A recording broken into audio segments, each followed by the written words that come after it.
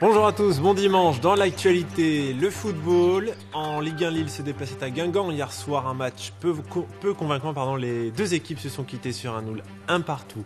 Jean-Marc Devray.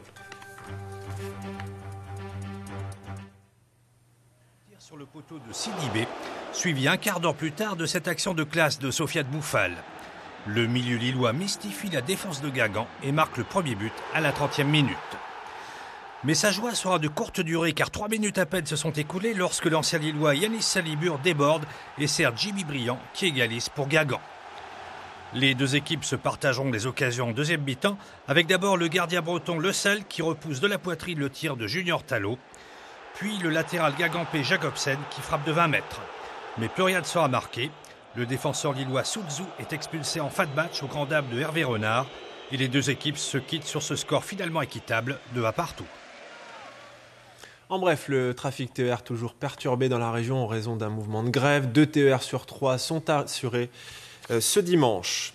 Rien ne va plus entre SFR et la métropole lilloise. La raison de la colère, le déploiement d'Internet à très haut débit sur le territoire. La MEL reproche à l'opérateur de ne pas respecter ses engagements. Des millions d'euros sont en jeu. Didier Piton, Sébastien Gurac. Sailly-lès-Lannoy, une commune prioritaire pour l'installation du très haut débit.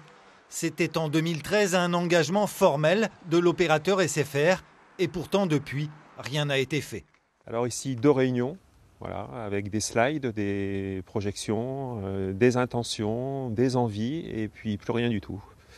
Ça veut dire qu'aujourd'hui, aucun travaux n'a été entrepris ? Aujourd'hui, rien du tout, alors que nous sommes reliés à Roubaix-la-Chauffe et qu'il suffit juste de tirer une fibre qui puisse arriver au village. À l'image de Sailly-lès-Lannoy, 23 autres communes situées essentiellement au sud de la métropole lilloise n'ont toujours rien vu venir. Un retard que la direction de Numéricable SFR tente de justifier par une logique commerciale, affirmant même couvrir déjà plus de 80% des foyers de la métropole. Pas attendu l'élection de M. Castolin pour fibrer la Lille métropole, puisque aujourd'hui on couvre plus de 380 000 foyers en très haut débit. Des chiffres aussitôt contredits par le président de la communauté urbaine qui a fait voter à l'unanimité hier soir une motion visant à dénoncer le contrat avec Numéricable SFR. En gros, SFR, de par le contrat signé avec Fleur Pellerin et Martine Aubry, devait s'occuper de 70 communes de la métropole. Au bout de 2 ans, seules 5 communes ont vu un développement, soit 0,16%. Et surtout, aucune des 24 communes prioritaires, aucune de ces 24 communes n'ont vu les travaux commencer. La métropole européenne de Lille qui s'engage à présent à mettre en place un plan de substitution sans SFR, mais avec la promesse d'installer le très haut débit dans les 85 communes de la métropole lilloise avant 2020.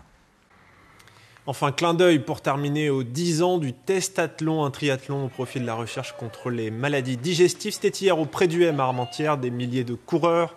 Vous le voyez, l'ancien cycliste Cédric Vasseur et la chanteuse Pauline étaient présents, écoutez-les.